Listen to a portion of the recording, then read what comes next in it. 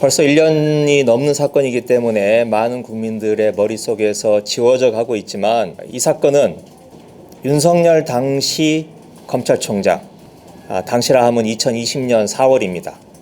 윤석열 검찰총장이 개입했을 가능성이 대단히 농후한 사건입니다. 그리고 윤석열 검찰총장은 대통령이 됐습니다. 이번 사건은 윤석열 정부의 법적인 정통성, 도덕적인 정당성과 밀접하게 관련이 있는 사건입니다. 만일 이 사건을 은폐하고 조작을 했다면 윤석열 정부의 뿌리째 흔들릴 수 있는 사건입니다. 여러분들께서, 국민들께서 이번 사건이 가지고 있는 그 의미심중함에 대해서 좀 더 깊게 들여다봐 주시기를 바라겠습니다. 그리고 지금 얼마 전까지 서해 사건으로 서훈 전 실장이 구속이 됐습니다.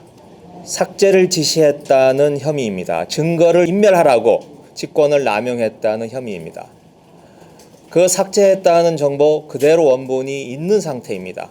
그런데도 불구하고 감사원, 검찰이 수백 명을 조사를 하면서 수많은 사람들을 구속을 하고 있습니다.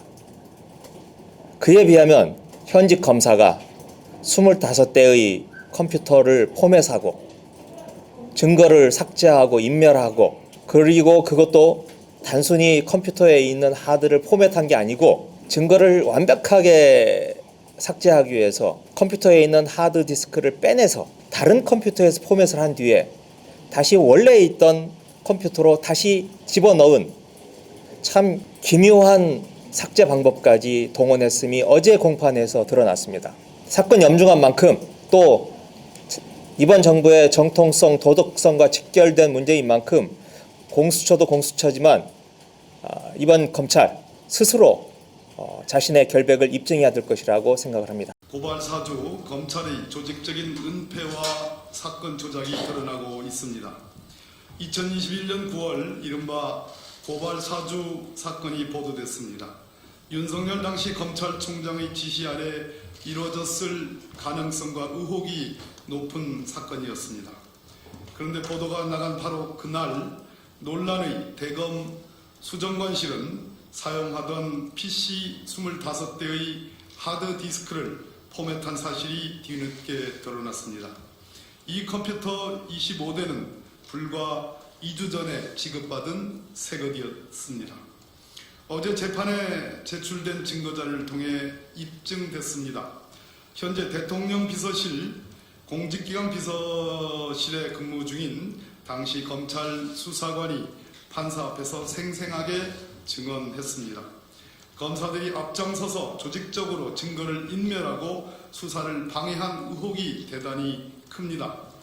또한 당시 수사 대상이었던 임홍석 검사의 휴대전화에는 삭제 데이터 복원 방지를 위한 안티 포렌식 앱이 무려 3차례나 설치됐었다는 사실도 밝혀졌습니다. 한 차례는 판사 사찰 문건으로 수정관실이 감찰부의 압수수색을 받을 때였고, 마지막은 고발 사주로 인한 감찰을 받던 당시였습니다. 해당 수사관은 이 사실을 확인하고 통상적이라 할 수 없고 굉장히 의심적인 상황이라고 말했습니다. 이 수사관은 다시 한번 강조드리지만 현재 용산 대통령실 공직기강 비서관실에 근무 중인 행정관입니다. 도대체 검찰은 무엇을 감추고 싶었습니까? 회사 사주를 말하는 줄 알았다는 윤석열 당시 후보를 감춰주고 싶었던 것은 아닙니까? 이 사건과 관련해 검찰은 국민의힘 김웅 의원을 불기소 처분했습니다.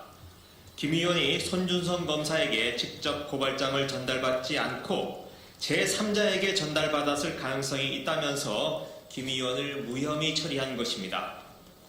그러나 바로 이 고발 사주 사건을 수사했던 수사관의 진술은 달랐습니다.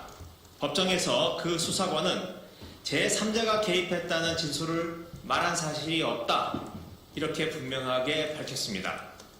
없던 진술을 바꿔서 수사 보고서에 적시하고 허위 수사 보고서로 김웅 의원에게 면죄 여부를 주었으니 분명한 유검무죄, 무검유죄입니다.